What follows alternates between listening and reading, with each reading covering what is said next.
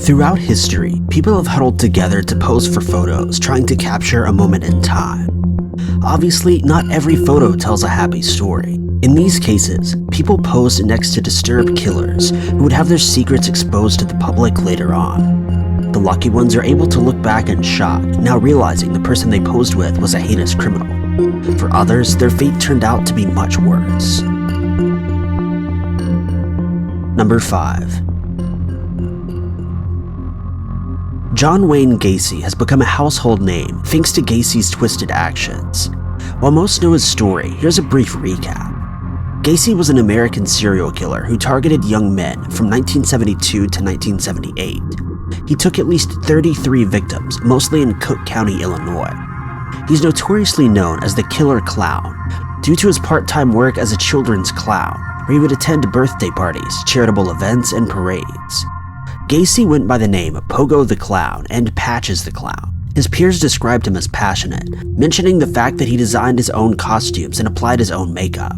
However, they also noted that the sharp corners of his smile outline was against common protocol, as other professionals avoided sharp lines to not scare children. Considering his confession, in December of 1978, it seems as though fear is exactly what Gacy was trying to evoke.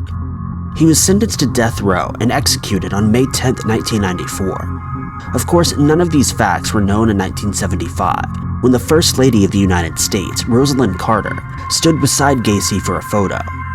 Thanks to his work as a devoted community service member, Gacy was appointed to serve upon the Norwood Park Township Street Lighting Committee. He subsequently earned the title of Precinct Captain.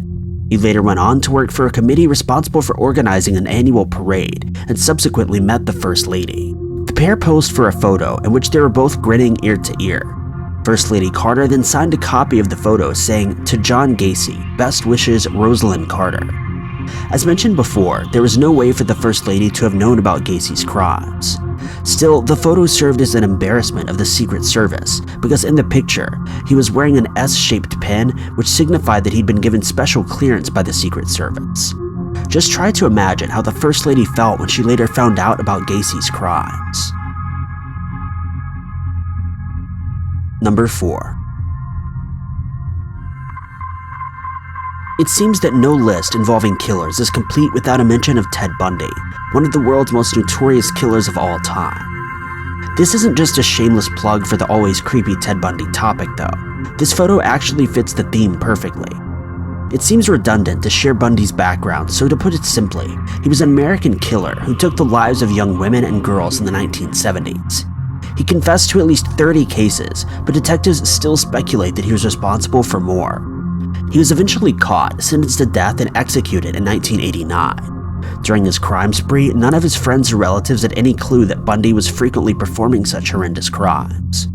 Many attributed this to Bundy's charming and manipulative personality. Whenever the truth finally surfaced, people previously involved in Bundy's life were stunned. Some individuals found the facts so unnerving that they downright denied any truth behind it. This photo shows a friend of the killer who probably went through a few mental obstacles before being able to come to terms with the truth. This photo is quite popular, although the truth behind it is relatively unknown. Some posts claim that this woman was Bundy's ex-girlfriend, while others describe her as a platonic friend. Turned out her name is Carolyn Bartholomew. Carol met Bundy at a birthday party when he offered to help her wash dishes. The photo was taken by another friend and shows the pair goofing off while cleaning. In later interviews, Carol came forward to share her encounter with the now infamous criminal. She said that she found him attractive and was not only interested in going on a date with him, but also hoped that they would enter a relationship together.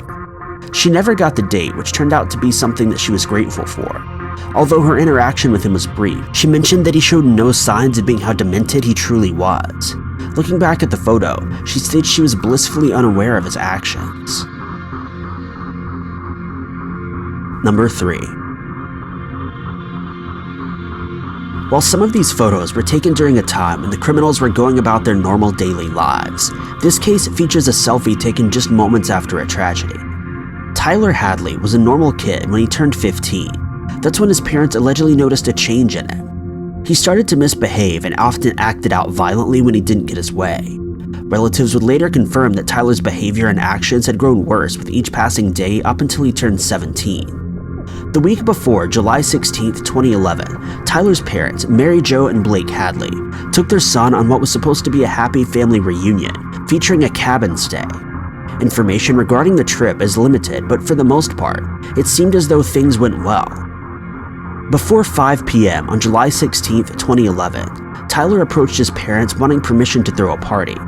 Tyler has never shared exactly what went wrong during his request, but apparently things didn't go according to plan. He took his parents' phones and swallowed 3 pills of ecstasy before beginning his dark deeds.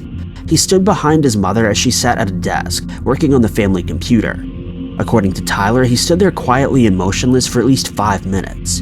Eventually he broke and started to hit his mother with a hammer. Mary Jo's screams caused Blake, Tyler's father, to rush into the room. Tyler said that he and his father shared a look before Tyler bolted towards him and delivered the same fate to his father. Tyler did his best to clean the mess and then posted an event on Facebook encouraging his friends to come to a house party. His best friend, Michael Mendel, arrived as expected. During the party, which peaked just an hour or so after the crime, Michael took a selfie with Tyler. While smiling at the camera next to his best friend, whom he loved and trusted, Michael had no idea what was being hidden upstairs. Tyler eventually pulled Michael aside and confessed to his actions. Michael inspected the master bedroom on his own to confirm. In the early hours of the following morning, Michael called Crime Stoppers and reported Tyler. In December of 2018, he was sentenced to life in prison with a chance of parole. As for the eerie selfie that Michael unknowingly took part in, he says that it has ruined his life.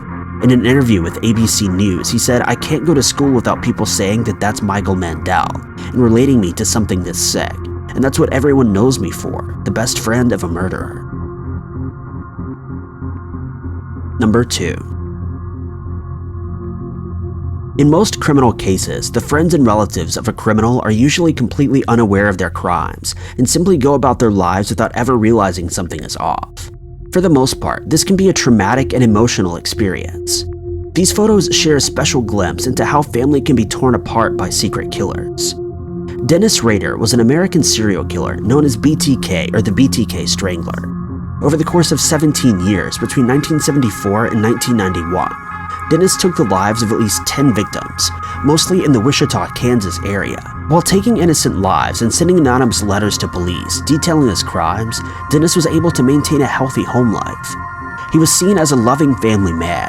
His wife and 2 children, Carrie and Brian, saw themselves as one big happy family just as normal as any other. However, when Carrie was 26 years old, she and her family received the most shocking and upsetting news they possibly could have. They were told that their loved one was not only a wanted killer, but a disturbed serial killer that had been tormenting the city for years. The BTK killer was featured on the news more times than they could count over the years, meaning they'd heard some of the grotesque details of the cases, making it even harder to cope with the fact that Dennis was responsible. The crimes had stopped in 1991, causing detectives to let the case run cold until it was reopened in 2004 by a spark of new activity. Apparently, Dennis had been sending new letters to police using a fake name of Bill Thomas Killman to reflect the use of his former nickname, BTK. In the letters, he confessed to many of his crimes and even provided old photos of the crime scenes.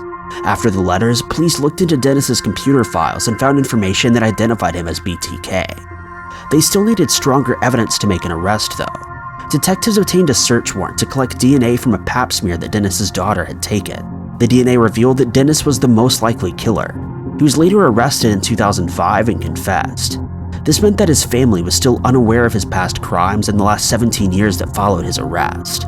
He was later sentenced to life imprisonment without the possibility of parole for 175 years. During his trial, his family was faced with the emotional task of accepting the truth. These few photos show Dennis with his family, smiling and sharing his love in each shot. Meanwhile, they had no idea that they were standing next to an infamous killer. Number 1. In many of these cases, people posed for photos with suspects that would later be told they were killers the entire time.